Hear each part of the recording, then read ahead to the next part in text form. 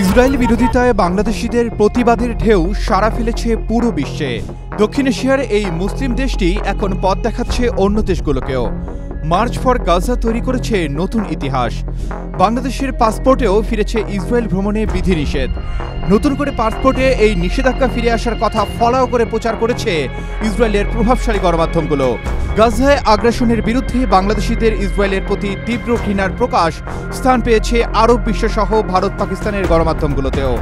আর ঢাকার পদক্ষেপের একদিন পরেই আইন করে ইসরায়েলিদের প্রবেশ নিষেধাজ্ঞা এনেছে দক্ষিণ এশিয়ার আরেকটি মুসলিম দেশ মালদ্বীপ। ইসরায়েল ব্যতীত শব্দ আবারও পুনর্বহাল করা হয়েছে বাংলাদেশের পাসপোর্টে, যার মাধ্যমে বাংলাদেশিদের ইসরায়েলে প্রবেশে নিষেধাজ্ঞা আনা হয়েছে। প্রতিবেদনে বলা হয়, বাংলাদেশিদের জন্য ইসরায়েল অন্তত স্পর্শকাতর ইস্যু। দেশটি ইসরায়েলকে স্বীকৃতিও দেয়নি। কয়েক দশক ধরেই পাসপোর্টে লেখা থাকত ইসরায়েল ব্যতীত এই পাসপোর্ট বিশ্বের অন্য সব দেশের জন্য বৈধ। তবে 2021 সালে আওয়ামী লীগ সরকারের সময়ে অনেকটা অগোচরেই পাসপোর্ট থেকে লেখাটি সরিয়ে ফেলা হয়। এরপর তৃতীয় কোনো দেশ হয়ে বাংলাদেশিদের নেতানিয়াহুর দেশটিতে প্রবেশের সুযোগ তৈরি হয়।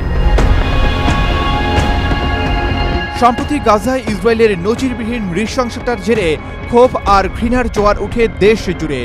ইসরায়েল বিরোধী বিক্ষোভে সমবেত হন লাখ লাখ মানুষ।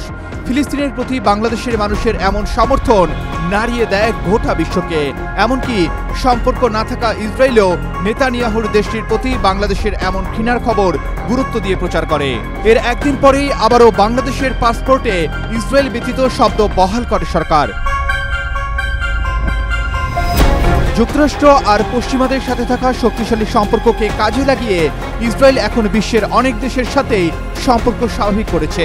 এমনকি সৌদি আরবের মতো দেশেও বাণিজ্যিক সহ বিভিন্ন কারণে ইসরায়েলিদের প্রবেশে অনুমতি দেওয়া হয়। তবে ফিলিস্তিনিদের প্রতি সমর্থনে ইরান, ইয়েমেনের মতো বাংলাদেশও ইসরায়েল বিরোধিতায় অটল রয়েছে।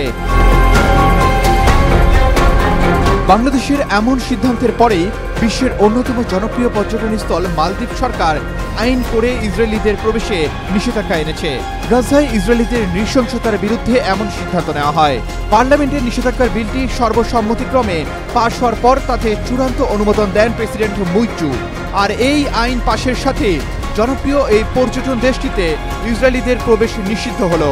গেল ফেব্রুয়ারিতে মালদ্বীপে 2 লাখের বেশি পর্যটক ভ্রমণ করেছে, যাদের মধ্যে অর্ধশত ইসরায়েলি ছিলেন। আরমান আলী, ডেইলি সান।